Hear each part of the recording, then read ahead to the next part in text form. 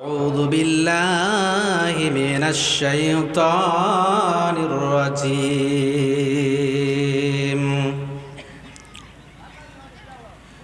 بسم الله الرحمن الرحيم.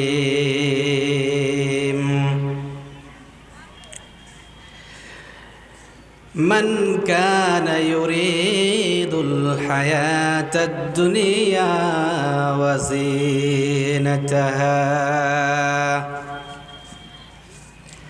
وزينتها نوفي إليهم أعمالهم فيها وهم فيها لا يبخسون. أولئك الذين ليس لهم في الآخرة إلا النار.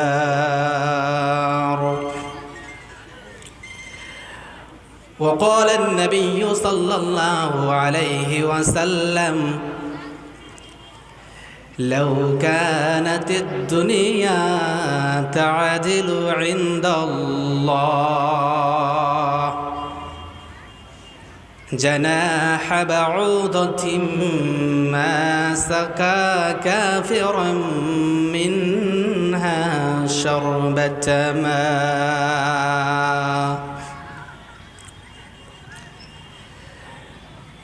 আর কত চাও শহীদ প্রভু,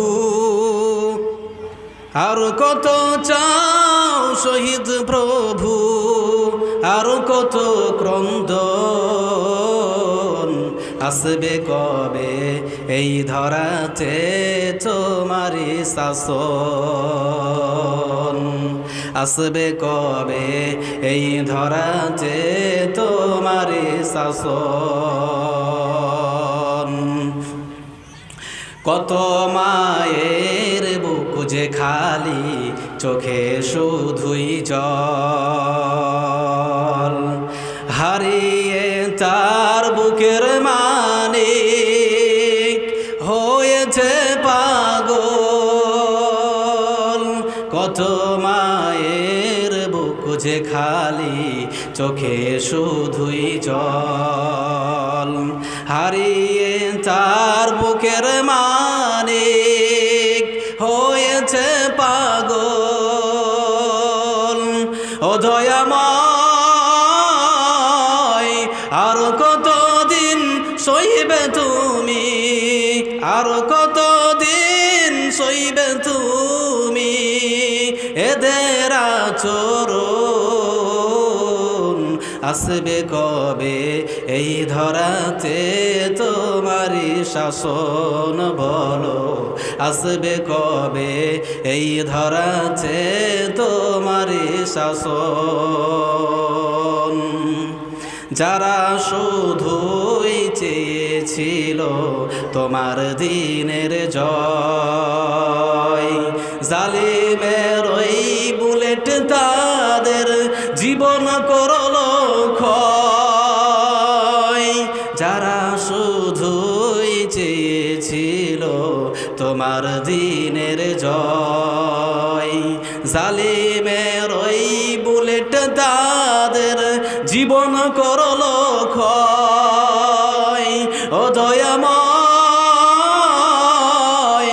আর কতদিন দেব মোরা, আর কতদিন দেব মোরা এমনই জীবন। আসবে কবে এই ধরাতে তোমারি শাসন, বলো আসবে কবে এই ধরাতে তোমারি শাসন।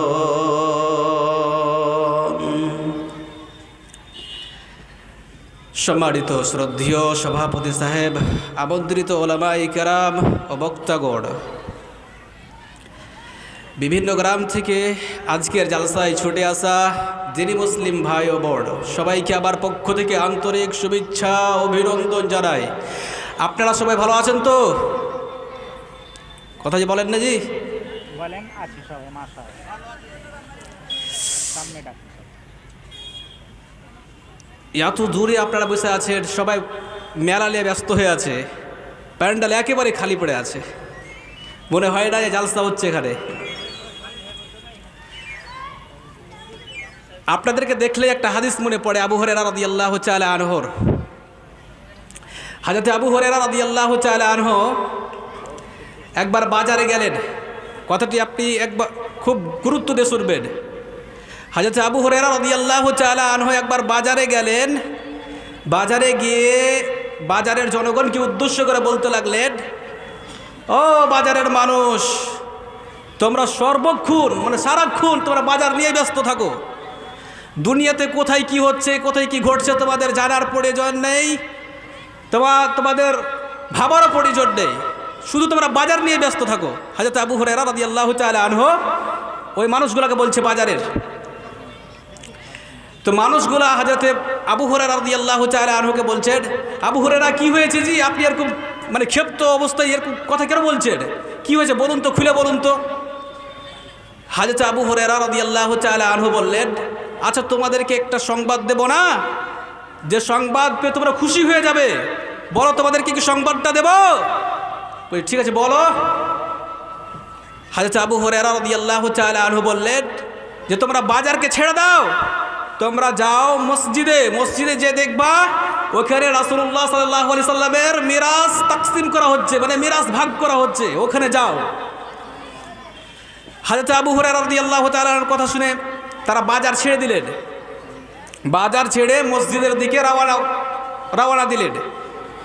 তারা মসজিদে পৌঁছলেন। মসজিদের ভিতরে যখন প্রবেশ করলেন তখন তারা একেবারে অবাক হয়ে গেল। আরে আবু হুরায়রা আমাদেরকে যে কথা বলে পাঠিয়েছেন ওই কথার তো সত্যতা আমরা পেলাম না। আবু হুরায়রা আমাদেরকে বলে পাঠিয়েছেন যে তোমরা বাজারে যাও, তোমরা বাজার ছেড়ে মসজিদে যাও, ওখানে রাসূলুল্লাহ সাল্লাল্লাহু আলাইহি সাল্লামের মিরাস তাকসিম করা হচ্ছে, যদিও তোমরা কিছুটা পাও। আর আমরা এখানে এসে দেখছি কোথাও মানুষ হাদিসের দার্স দিচ্ছে, কোথাও মানুষ তাফসিরের দার্স দিচ্ছে, কোথাও মানুষ নামাজ পড়ছে। মসজিদে মানে দার্স দেওয়া হচ্ছিল কোরআন এবং সহিহ সুন্নাহর। তারা অবাক হয়ে গেল। ওখান থেকে ফিরে আসছে, রাস্তায় হযরত আবু হুরায়রা রাদিয়াল্লাহু তাআলা আনহুর সাথে সাক্ষাৎ হয়ে গেল। হযরত আবু হুরায়রা রাদিয়াল্লাহু তাআলা আনহুকে বলতে লাগলেন, আবু হুরায়রা, আল্লাহ আপনাকে ক্ষমা করুন, আপনি আমাদেরকে যে কথা বলে পাঠিয়েছিলেন মসজিদে, আপনার কথার সত্যতা আমরা পেলাম না। আবু হুরায়রা তখন বলতে লাগলেন, আচ্ছা তোমরা কি পেয়েছো, ওখানে কি দেখেছো? তখন বাজারে জনগণ বলতে লাগলেন যে আমরা মসজিদে গিয়ে দেখেছি কোথায় হাদিসের দার্স দেওয়া হচ্ছে, কোথাও কোরআনের দার্স দেওয়া হচ্ছে। তখন হযরত আবু হুরায়রা রাদিয়াল্লাহু তাআলা আনহু ওদেরকে বলতে লাগলেন, ওটাই তো হলো রাসূলুল্লাহ সাল্লাল্লাহু আলাইহি সাল্লামের মিরাস। তাহলে বন্ধু আমার বুঝতে পারলাম যে কোরআন এবং সহিহ সুন্নাহর জ্ঞানকে রাসূলুল্লাহ সাল্লাল্লাহু আলাইহি সাল্লামের মিরাস বলা হয়েছে। আর আমরা আজকে জালসা শোনার নাম করে বাজার নিয়ে ব্যস্ত হয়ে আছি, অথচ এখানে ওলামায়ে কেরামগণ এসেছেন, বক্তাগণ এসেছেন আপনাদেরকে কিছু উপদেশ দিবে বলে, আর আপনারা বাজার নিয়ে ব্যস্ত হয়ে আছেন। যাই হোক, আপনারা বাজার ছেড়ে দেন, বাজার ছেড়ে আপনারা প্যান্ডেলের নিচে আসার চেষ্টা করুন। বন্ধু আমার, আপনাদের সামনে কুরআনুল কারীম থেকে একটি আয়াত এবং রাসূলুল্লাহ সাল্লাল্লাহু আলাইহি সাল্লামের সহিহ হাদিস থেকে একটি হাদিস পরিবেশন করেছি। সেই কোরআনের আয়াত এবং হাদিসকে সামনে রেখেই আমি আমার বক্তব্যের কাজ আমার সবাইয়ের শেষ পর্যন্ত নিয়ে যাওয়ার চেষ্টা করব ইনশাআল্লাহ। ওয়া মা তাওফীকি ইল্লা বিল্লাহ। সম্মানিত উপস্থিতি, আজকে আমার আলোচ্য বিষয় সফল মানুষকে, কামিয়াব মানুষকে। এটা হলো আজকের আমার বক্তব্যের বিষয়। আজ আমরা সফল ব্যক্তি বা সফল মানুষ ওই লোকটাকে মনে করি যে লোকটা রকমারি খাবার খায়, যে লোকটা রং বেরঙের রেশমি কাপড় পরিধান করে, যে লোকটা আর্টলিকাতে বাস করে, যে লোকটার কাছে আইফোন 14 আর 15 প্রো ম্যাক্স আছে, যে লোকটার কাছে গাড়ি বাড়ি সব কিছু আছে, ধন দৌলত আছে, চাকরি আছে, আমরা ওই লোকটাকে সাকসেস মনে করি। কিন্তু সত্যিকার অর্থে কি সাকসেস ওই লোকটা? সত্যিকার অর্থে কামিয়াবি কি ওই মানুষটা যার কাছে দুনিয়ার সম্পদ আছে, দুনিয়ার ধন দৌলত আছে, প্রকৃত অর্থেও এই লোকটা সফল নয়, এই লোকটা সাকসেস নয়। আল্লাহ রাব্বুল আলামিন তিনি বলছেন যে এরা সাকসেস, এরা সফল নয়। যারা দুনিয়া চেয়েছে, দুনিয়ার আনন্দ চেয়েছে, দুনিয়া নিয়ে মেতে আছে, এরা আসলে সফল নয়। সফল ওই যার কথা আল্লাহ রাব্বুল আলামিন পবিত্র কোরআনের ভিতর বলছেন। তো আগতে আপনাদেরকে আমি জানিয়ে দিই যে বিফল, যারা সফল নয়, ওদের ব্যাপারে আল্লাহ রাব্বুল আলামিন কি বলছেন। আল্লাহ রাব্বুল আলামিন তিনি বলেন, আল্লাহ রাব্বুল আলামিন তিনি বলেন, মান কানা ইউরিদুল হায়াতাদ দুনিয়া ওয়া যিনাতাহা, যারা দুনিয়ার জীবন চায়, দুনিয়ার চাকচিক্য কামনা করে, নুওয়াফি ইলাইহিম আমালাহুম, আমি আল্লাহ রাব্বুল আলামিন তাদেরকে দুনিয়াতে তাদের প্রতিদান দিয়ে দিই। ওয়া হুম ফিহা লা ইউবখাসুন, এবং তাদের জন্য কিছুতেই কম করা হয় না। যা চাওয়ার, যা পাওয়ার আমি আল্লাহ রাব্বুল আলামিন সব কিছুই কিন্তু দিয়ে দেই। ও বন্ধু, তো বলুন তো, আল্লাহ রাব্বুল আলামিন এই লোকটাকে সমস্ত কিছু দিয়ে দিয়েছেন, যা চাওয়ার ছিল, যা পাওয়ার ছিল, সব কিছুই কিন্তু আল্লাহ দিয়ে দিয়েছেন। এখন আপনি চিন্তা করে বলেন, এই লোকটাই কি প্রকৃত অর্থে সফল? এই লোকটাই কি সাকসেস নাকি অন্য কিছু? না বন্ধু, এই লোকটা সাকসেস নয়। কারণ আল্লাহ রাব্বুল আলামিন তিনি বলেন, উলাইকাল্লাযীনা লাইসা লাহুম ফিল আখিরাতি ইল্লান নার, এরা তো তারাই যাদের জন্য পরকালে জাহান্নামের আগুন ছাড়া আর কিছুই নেই। তাহলে বন্ধু বলুন, এরা দুনিয়া চেয়েছে, দুনিয়ার চাকচিক্য চেয়েছে, দুনিয়ার জীবন চেয়েছে, সব কিছুই আল্লাহ রাব্বুল আলামিন দিয়ে দিয়েছেন। এরা যে পরকালে জান্নাত পাবে, জান্নাত কিন্তু পাবে না, ওদের জন্য পরকালে জাহান্নাম নির্ধারণ করা আছে। এখন আপনি বিবেচনা করে বলেন, কে সাকসেস আর কে সফল আর কে বিফল? কে সাকসেস? যারা দুনিয়া চেয়েছে ওরা সাকসেস, না যারা আখিরাত চেয়েছে ওরা সাকসেস? বন্ধু আমার, একটা কথা মনে পড়ে গেল, ছোট্টবেলার কথা। যখন আমরা ছোট্ট ছিলাম, ছোট্টবেলায় আমাদের প্রায় এক একজনের এক একটা করে বাহানা থাকতো বাবাদের কাছে। আমরা এক একটা করে বাহানা করতাম বাবাদের কাছে। কি বাহানা? যখনই ঈদ সামনে আসতো, কোনো মেলা সামনে আসতো, তখন আমরা বাবাদের কাছে বাহানা করতাম। সে বাহানাগুলো হলো, যখনই ঈদ সামনে আসতো তখন আমরা বাবাদেরকে বলতাম, বাবা গো, আজকে ঈদের দিন আমাকে একটা রিমোট কন্ট্রোল গাড়ি নিয়ে দাও। কেউ বলতো, বাবা গো, আজকে ঈদের দিন আমাকে একটা লাল টুকটুকে পুতুল নিয়ে দাও। কেউ বলতো, বাবা গো, আজকে ঈদের দিন আমাকে একটা বেলুন নিয়ে দাও। কেন আমরা এরকম বাহানা করতাম? কেন আমরা এরকম বাহানা ধরতাম বাবার কাছে?